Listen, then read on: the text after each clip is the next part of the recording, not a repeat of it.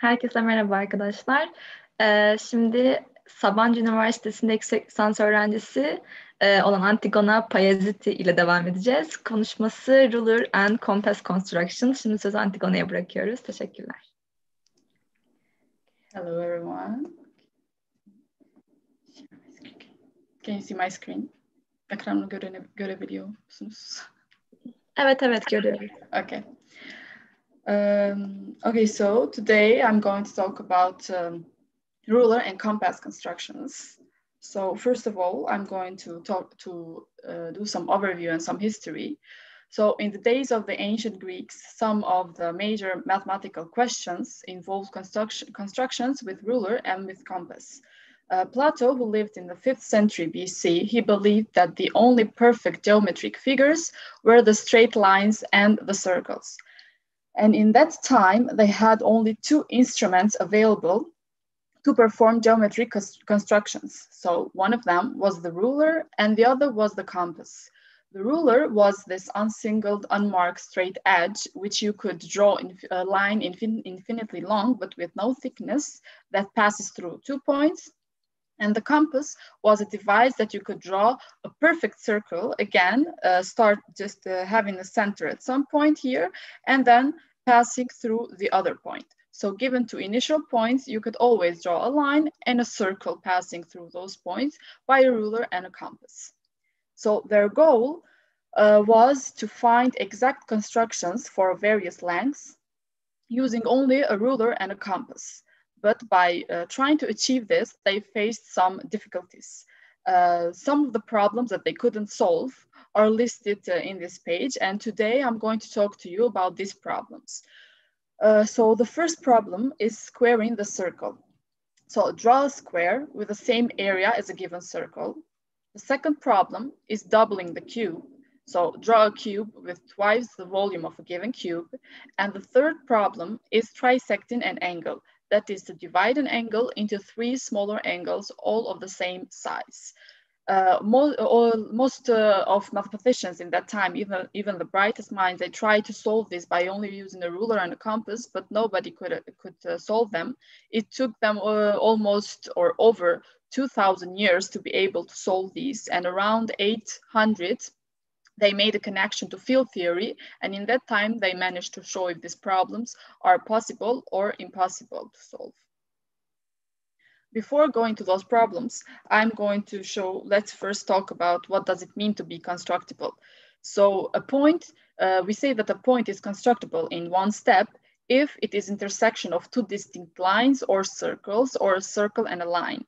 If we denote by p sub 0 a set of points in R square, then the formal definition for any point, we say that R in R square is constructible from p sub 0 if there is a finite sequence R sub 1 till R sub n of points in R squared, such that for each I from 1 to n, the ith point, the R sub I point, is constructible in one step from the given set here. So what does this mean? So let's just take some points, let's say here and here, and now we'll draw, you should draw all of the possible lines passing through all these points. Because I'm just showing an example, I will not draw all the possible lines, I will just draw some lines and see what happens. Okay, so first, the point that I started are here. Now I draw the lines. I'm going to draw the circles. The circles with center at this point and passing through this point, it's going to be something like this. Okay, I'm sorry that my circle is not going to be perfect. Okay, so let's, for example, here, centered in this point and passing through this point, it's going to be something, I don't know, like this, and so on. You do this in each point. Now, what does this definition say? It says that the point where two lines intersect, a line and a circle intersect, and two circles intersect, they are constructible in one step. Now we continue this procedure by taking now these green dots and doing the same thing. Then the ith So the ith point R sub I is constructible in one step from P sub 0 union this R sub 1 till R sub I minus 1. It's just the same process. So this is the definition, what it means to be a constructible point. Now let me show you from the beginning how can we construct these lines. If there are given two A and B constructible numbers, then elementary geometry tells us that A plus B, A minus B, A times B, A divided by B, given that B is different from 0, are all constructible. Furthermore, if we have A positive and constructible, then square root of A is also constructible. How can we do this? So let's take a line here. Let this be a line. And let this till here be A, and from here till here be B. Then all of this line is A plus B. What about A minus B? If we take this line to be A and this line to be B, then the line here, from here to here, it's going to be A minus B. So we can construct A minus B too. Now let's see what happens if we can construct A times B. So the idea here is that we draw a triangle. One side has length 1, one side has length A. Now we scaled it up by B. So scale it up, it goes like this. So now the length of this side is B, and the length here is going to be A times B. Same idea goes for the division A divided by B. We have a bigger triangle here. This is B, and this is A. Then we scale this down by B as we did earlier, just scaling up. We did do the opposite. Now this is going to be 1, and this here is going to be A divided by B. Now let's move on to square root of A. If we are given a line, and let this be 1 from here, and from this point to this point, A, let's draw a semicircle like this, then this line is going to be square root of A. So we can construct all of these. If we look carefully, this gives us that the set of all constructible numbers, let's name it by K, is a subfield of the complex numbers that is closed under taken square roots and conjugation. The proof of this theorem is based on just showing these 6 properties here. So we take A and B to be constructible numbers with A positive, and then to show that K is a subfield of the complex numbers, it is enough to check the following. We already showed that A plus B, A times B, and square root of B is constructible. Minus A is, because A is constructible, minus A is also constructible. And 1 over A, we show that A over B is constructible. So A inverse is 1 over A, that is a fraction, so it's constructible. And the same idea goes, we show that A plus B, so this is constructible too. Okay, so now we have that the constructible numbers, they are a subfield of the complex numbers. Before I go on to the problems, I'm going to give you some definitions and notations. So here, if we have an F to be a subfield of a field E, then this E is called an extension field of F, and we denote it by this diagram here. We regard to E as a vector space over F, and there is another notation here if we want to talk about the extension E of some field F. We denote by this notation here the degree of E over F, or the dimension of E over F. Now, if we have an extension E of F, we say that this alpha, which is an element in E, is algebraic over F if there exists a non-constant polynomial, P of X, such that alpha is a root of P. That is, P of alpha is equal to 0. An extension E of a field F is called algebraic if each element of E is algebraic over F.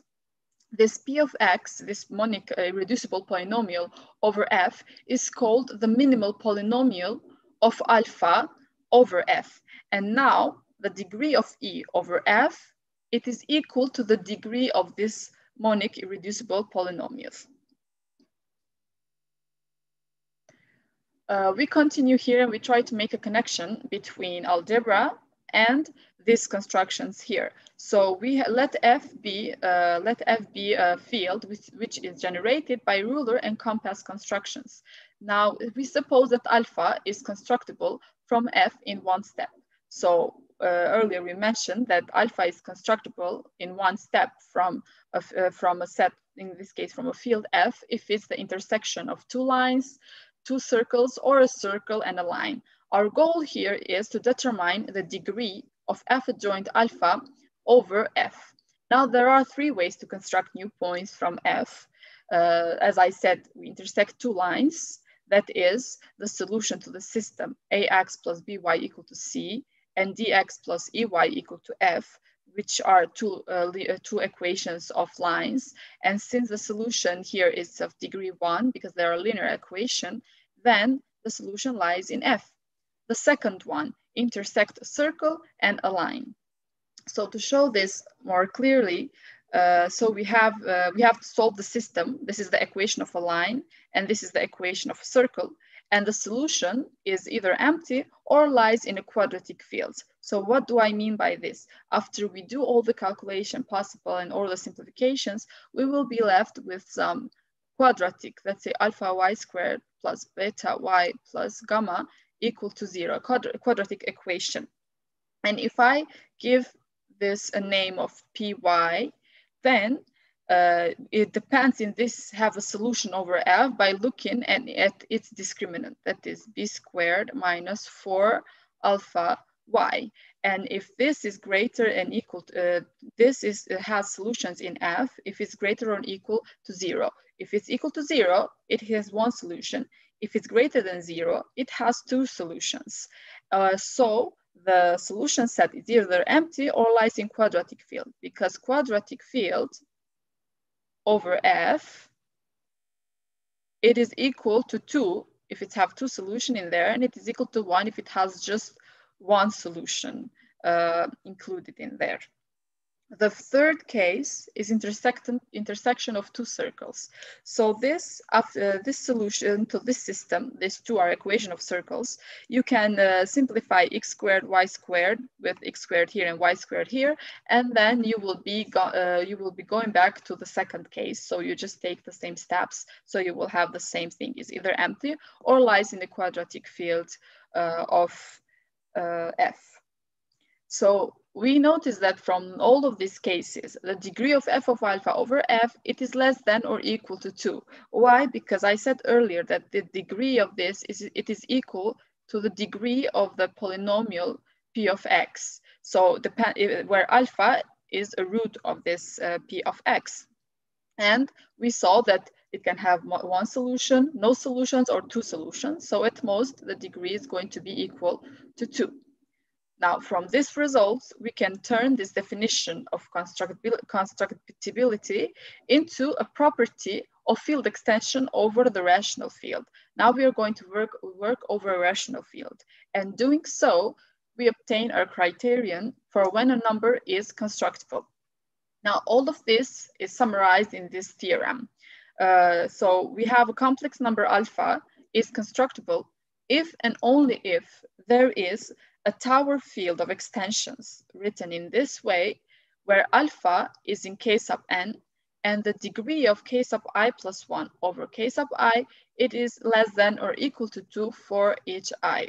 This theorem gives us a result that will help us talk about the solution of those problems that I showed in the beginning. So the corollary says that if alpha is a complex number and is constructible, then the degree of Q adjoint alpha over Q, it is a power of 2. So how can we see this? If we have, now here I'm going to present you lemma 1 and lemma 2. Lemma 1 says that if we have K, L, and M to be fields, such that K is subfield of L is a subfield of M, then the degree of M over K, it is equal to the degree of M over L times the degree of L over K. The same idea goes if we have more intermediate fields. So if K sub 0 is a subfield of K sub 1 till K sub n, then the degree of K sub n over K sub 0, it is equal to the degree of the fields that are between them. So how can we show this? Let's take K sub n to be Q adjoint alpha. Now this is an extension of K sub n minus 1, and this goes till here, which is an extension of K sub 1, and K sub 1 is an extension of K sub 0, and let's take K sub 0 to be Q. Now to talk about the degree of Q adjoint alpha over Q, by lemma 2, we can write this as the product of Q adjoint alpha over K n sub 1 times till the last one, K sub 1 over Q. But by one previous theorem, here we have that this is less than equal to 2. So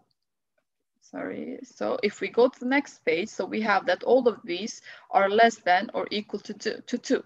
So that gives us that the degree of the Q adjoint alpha over Q is going to be 2 to some power n for some n natural number, because this is either going to be 1 or 2, 1 or 2. So we have only 2's there and 1s, so it's a power of 2. Okay, so now we're going to use this result to talk about the problems. Okay, so we will show that the ancient Greeks' classical construction problems are impossible by using that corollary from the previous page. Let's start from problem 1, which was squaring a circle. Now, given a circle of radius r, can we construct a square of the area PR squared? So what does this say? If we have a circle here with radius r, now we know that area of circle is pi r squared. So this is saying, can we, by just using ruler and compass, construct a square which has the same area? That means that the length of, if the side length is a, is going to be r square root of pi. So if we can construct such a square, then we can also construct the square when r is equal to 1. So let's talk about r equal to 1. That is, the side length is going to be square root of pi. And then if this is constructible, then by the corollary, we should have that q adjoint square root of pi over q, this degree of this extension, it has to be a power of 2.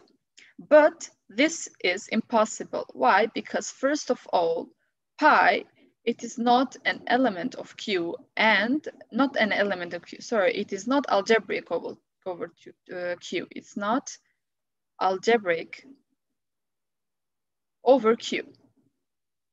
Because if we look at this a here, this can be the root of this polynomial here, let's say p of x.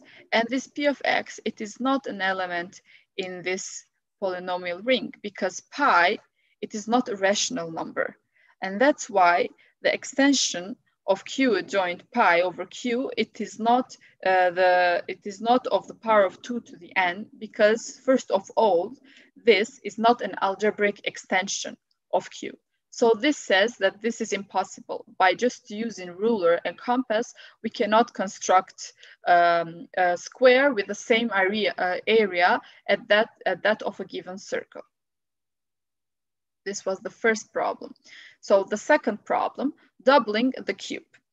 So it's saying if a given cube, let's see, a given cube, something like this, with length L. Now we know that the volume of a cube is L cube.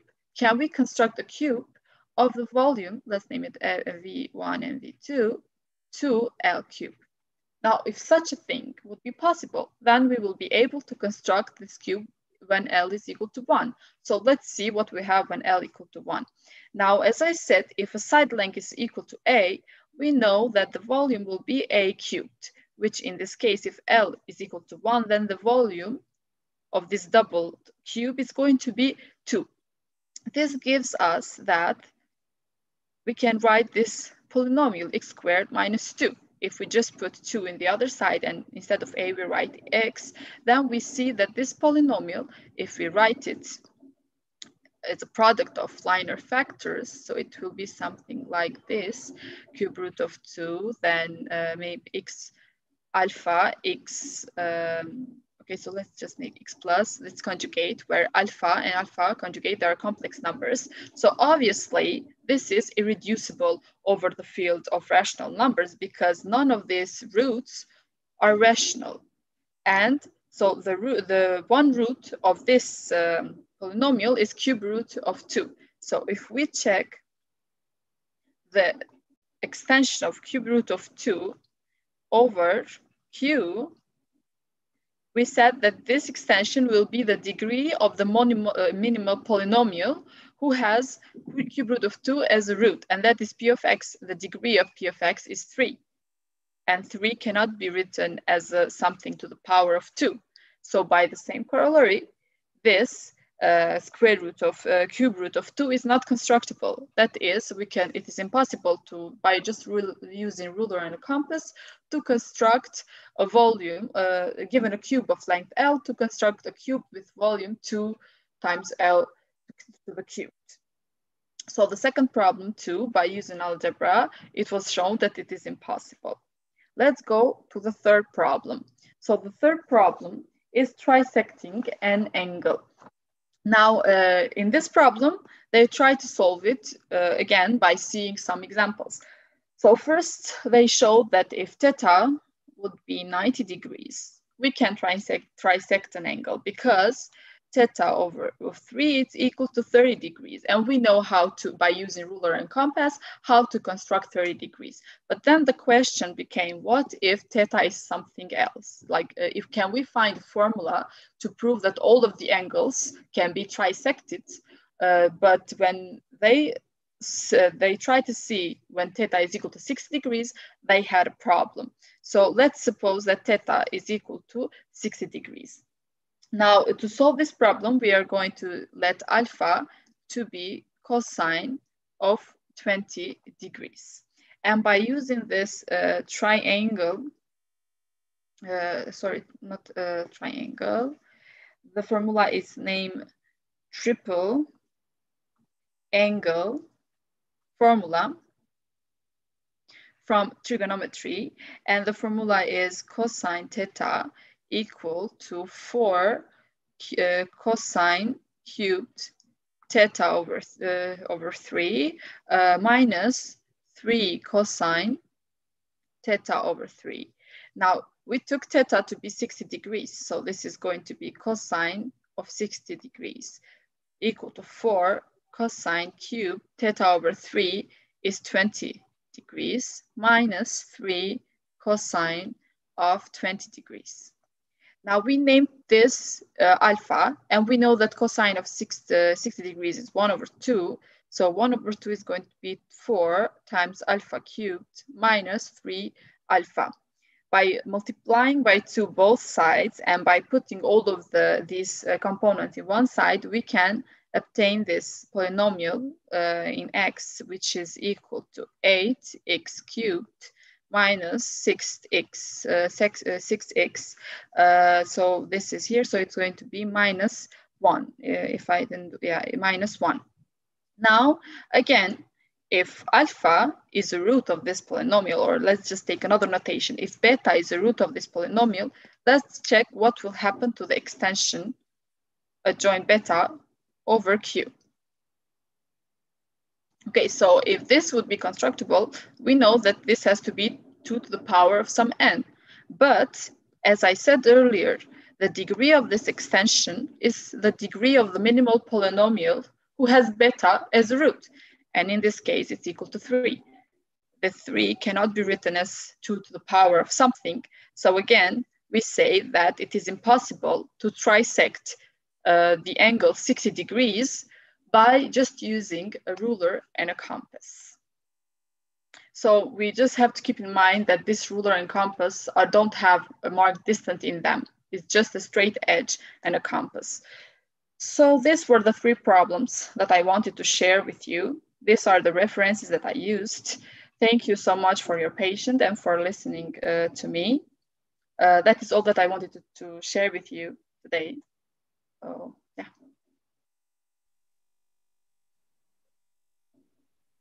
Thank you. Thank you.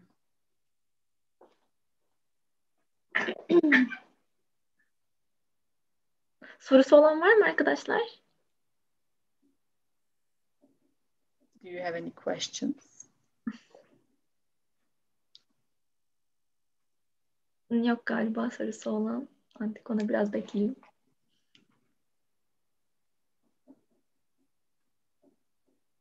Teşekkür ederiz tekrardan Antigona. Ben teşekkür ederim.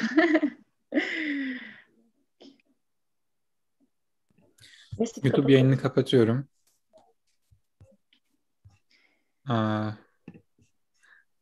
Saat 1'e 50 geçe Mehmet Efe'nin Applications of Bayes Theorem in Mathematics and